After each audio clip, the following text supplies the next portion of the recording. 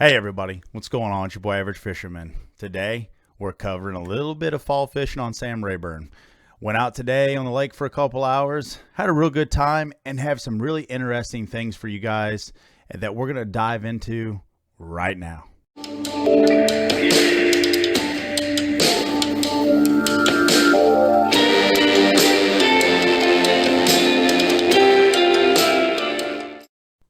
All right.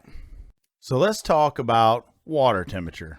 Everybody wants to know what the water temperature is on Rayburn right now. This morning, when we got out there, I went with a buddy of mine. He tagged along. His boat's in the shop right now, so he wanted to come out, and I was more than happy to take him out.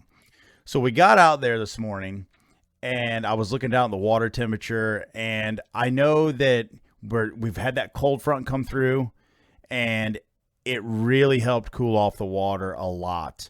Last weekend, you were looking right around 80 degrees. This morning, starting off, the water temperature was about 74. As the day went on, it was a sunny, bright day, and the water temperature got up to about 76. So that water is starting to cool off. And, as far as the water clarity, let's talk about the water clarity a little bit.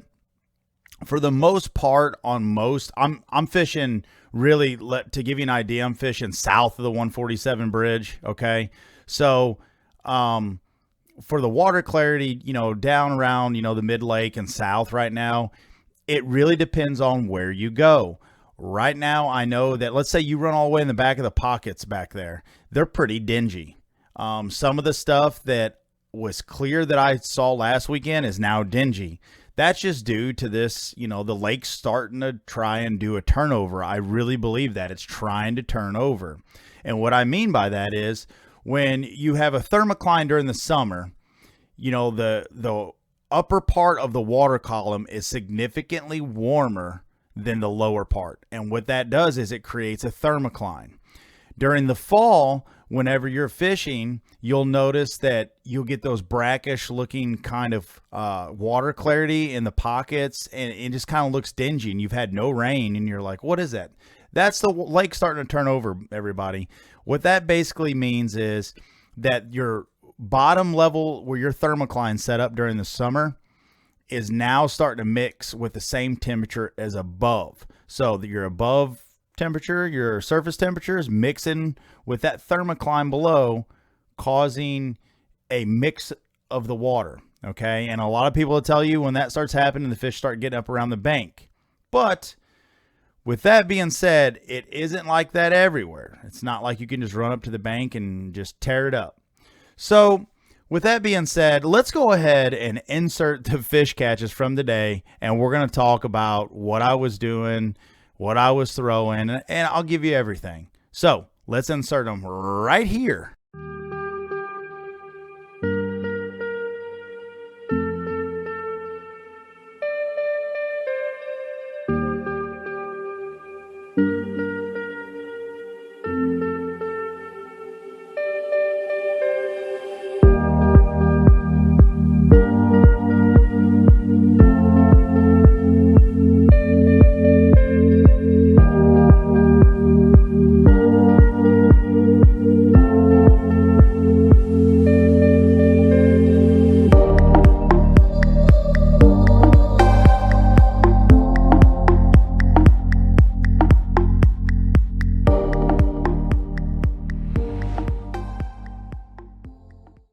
All right, so as you can see, we are fishing shallow and fishing deep. And what I mean by that, when I was talking about the thermocline, yes, a lot of people say that when the lake begins to turn over, those bass run right to the shore. Like I said, it's not that like that everywhere. So with that being said, let's start off with this morning. You can see I hung a pretty good fish right off the bat. And to back it up just a little bit, I was telling, the gentleman with me that I said, he had a different color frog on. It was more of the bluegill color. And I was telling him, that morning, and as I'll tell you all right now, if you all missed it, this is a great time to talk about it right now. Last week, I did a fall transitions video with Fishing with Rick. If you all haven't seen it, it's a great video to check out. And we talk about fall transition and fall colors. Why I tell you that? Because this is the same thing I just told that gentleman when it was fishing this morning. He had a bluegill color pattern frog on. And I was like, man, they're switching off of that bluegill bite when, your summertime bite and the spawning bite when they're up there spawning, the bluegill are spawning. That's the colors you want to throw. I said, it's becoming more bait fish oriented. Dug down in my box, gave him a shad colored pattern frog. And next cast, he had one, slurp it, missed it. A couple casts later, he had a real nice one, and I know it's still eating him up. It come up, and it just was a big fish bite, just sucked it down. And what I mean by that is a lot of your big fish, when they come up to get that thing, they just open their mouth, and it sucks under, and it's gone, okay? So I was trying some different stuff right off the bat in the morning, so I could already see, what was going on. So I dug down, and I got out, my old Blackie, my old leopard black, and it's got yellow highlights in it. And I started throwing it. And in the video, what you don't hear me telling him is I was telling him, you could go down a bank like this, okay, and you go a long ways and never get a bite, okay? So it's important to put your bait in the high percentage areas. And maybe I'll release it later, but in the video, I literally say it. I said, you see that nook right there, that little spot. I said, there ought to be a good one right there. And I flung it up there and bam, 2 twitches and she just smashed it. And what's crazy is right now when those fish hit those top waters, man, they are shooting out to the deep so fast. I had a 7-5-1 lose on. And I'm telling you, I had every bit of a hard time catching up with that fish. So when they smash it, they're getting it and they're gone. So, we continued down the way a little bit, and I'm explaining more to him about hitting the pockets and, hitting those little high percentage areas. And we catch a few more fish, some small fish. We had a double at one point that I showed, it was 2 smaller fish. But then we, kind of worked a little more of an area that had a channel swing. Now, what I'm going to tell you is the fish are starting to get in the pockets. They're not deep in the pockets. I never got a bite more than, halfway back in your smaller pockets. Now, if it's a big cove like Five Fingers or Coleman or something like that, most of the time, most of your bites weren't really far back in those like little small cuts. They were always right out there in the front or right out there on the points. The bait fish, at least in the mid-lake and south, the bait fish are getting in the mouths of these coves, okay? The water temperature is cooling, but I chose at one point, we were talking about it, like, let's go fish some deep stuff and check some stuff out. We sat in one spot and just laid the pine to fish over and over, and I had one little, clip I showed you. I was throwing a jig, and he was throwing a Carolina rig with a flute on it, and we just were tearing into fish. Now, the biggest thing we caught was, that one I had was probably a little over 2 pounds. But what's interesting is the bait fish, your bigger gizzard shad, are still down there in that 20 to 24 foot of water. And that's what I meant earlier about the water clarity and, the turning over of the lake. It isn't like that everywhere right now. So, just using, my graph, we were idling along, and man, these fish were just set up on a drop. And there was some isolated laydowns and some stumps down there. And, every time we'd get to that spot, I was dragging a jig. I was personally throwing a 3/4 ounce jig. It's a HP Dirty jig that you can find on, Tackle Warehouse. It's green pumpkin candy with purple in it. And I was pairing it with the Reaction Innovations. It's just black and purple, and it's got purple fleck in it, a beaver. And, I'm trying to match the hatch because right now, like I've told everybody in that fall transitions video that I did with Rick, anything purple right now is the thing because they're getting more bait fish oriented. So with that being said, we sat there and we just tore into fish. Every couple, 1 or 2 casts, we'd smash another one, And they were choking the jig. Fish that had no business in size were choking that jig. And he caught several on the Carolina rig doing the same thing. And I mean, when they got it, they got it. There was no ifs, ands, or buts. They smashed it and they had it.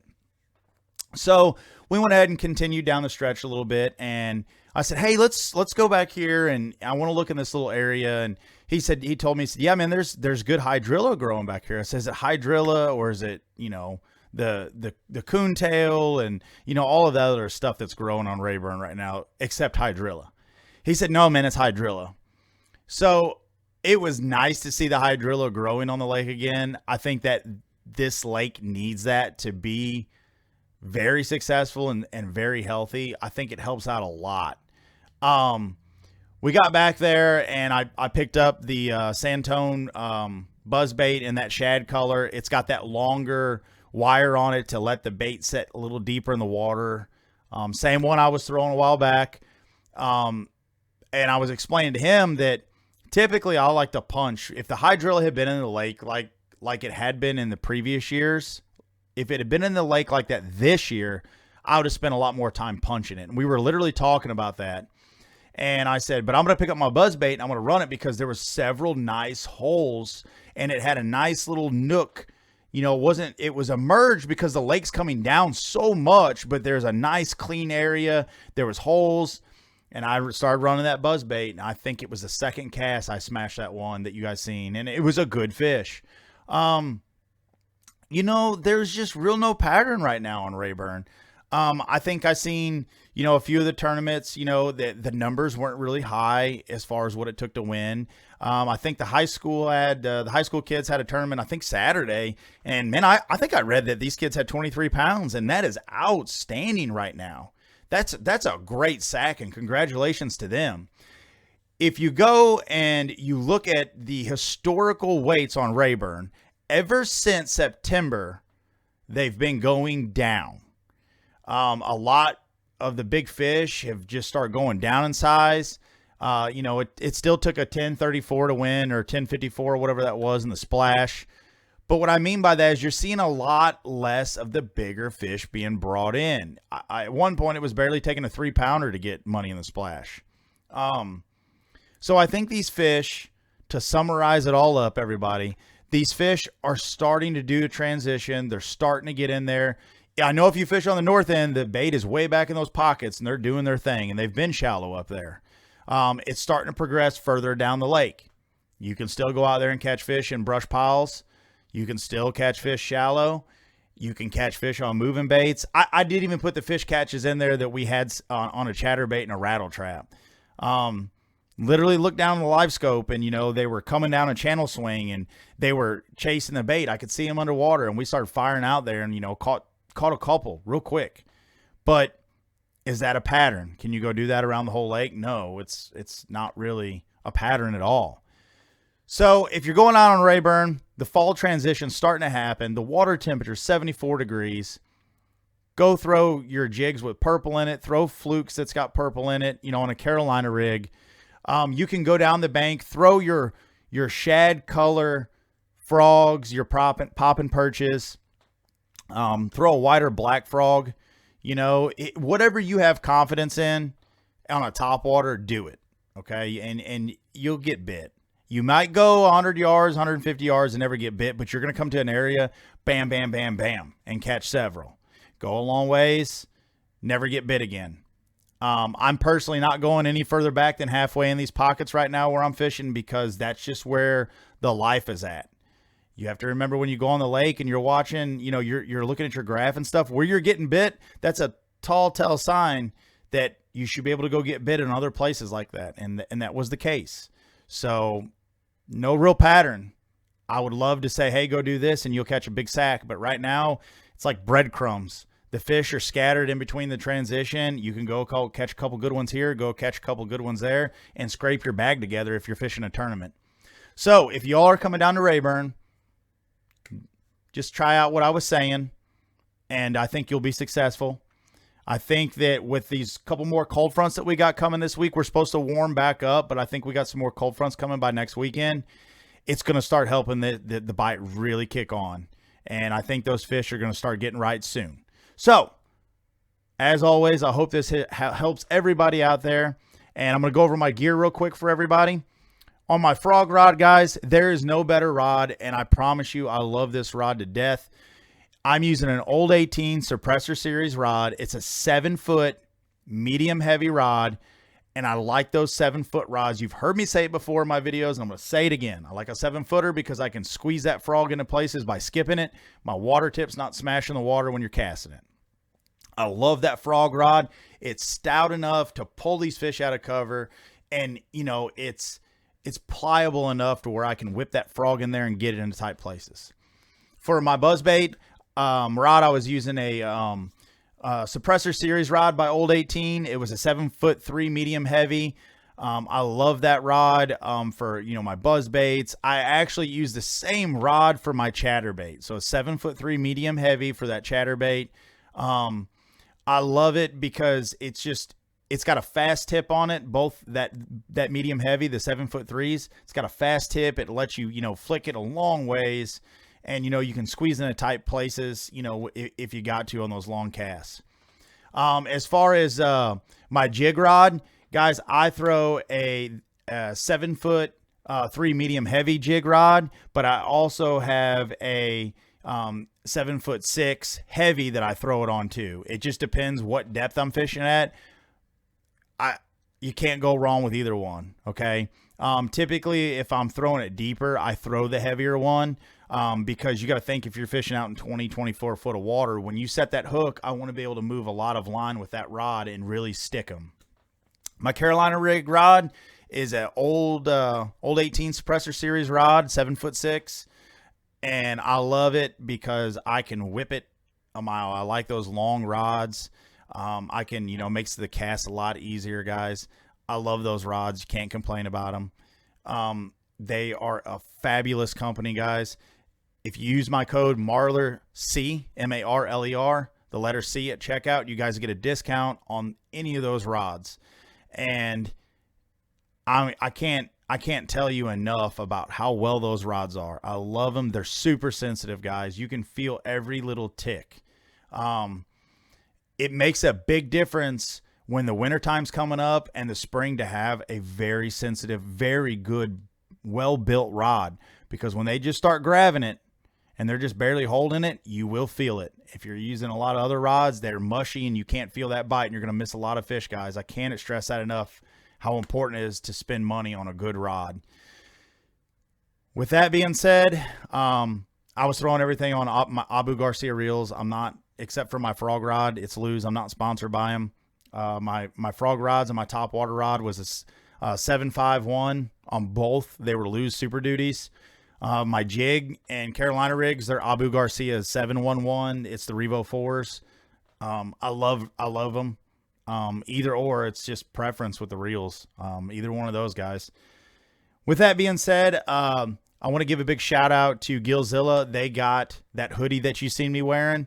They've got their line of hoodies coming out that I love, because I really got to put it to use today because it was pretty chilly. It was like 41 we put in, and you can't go wrong with those hoodies, man. They are super warm. So go check them out at GillzillaOutdoors.com. You could also find them on Facebook at Gillzilla. And you guys, they got new colors in for their jerseys, so go check those out. All you football fans out there that really love your football colors. They got purple and gold. They've got an orange and white, and they've got an orange and black one. Guys, they've got colors for everybody. So I can't thank my sponsors enough. A big shout out to Landing Gear Lanyards. He's got some graph stuff coming for me that I'm going to get to show you all here real soon. It's the covers that, you know, the bungees that go over your graphs that keep them so they're not in the middle of the road. Those are coming. And, you know, Platinum Nutrition there in Jasper, Texas. I go there every morning and get my nutrition shakes. I love them. They got teas. Please stop by and give those ladies at least a little bit of your time. And I'm telling you, if you're a health nut, you'll love what they've got. They've got a flavor for everybody. There's more than I care to look at personally. I like about five of my major flavors, but they're all so good. I can't speak enough about my sponsors. I really can't. They're fabulous, guys. Please check them out. And hey, as always, everybody, I hope you go out there and catch a big sack. Send me some pictures when you do. And as always, God bless you, and God bless the United States of America. Until next time, out.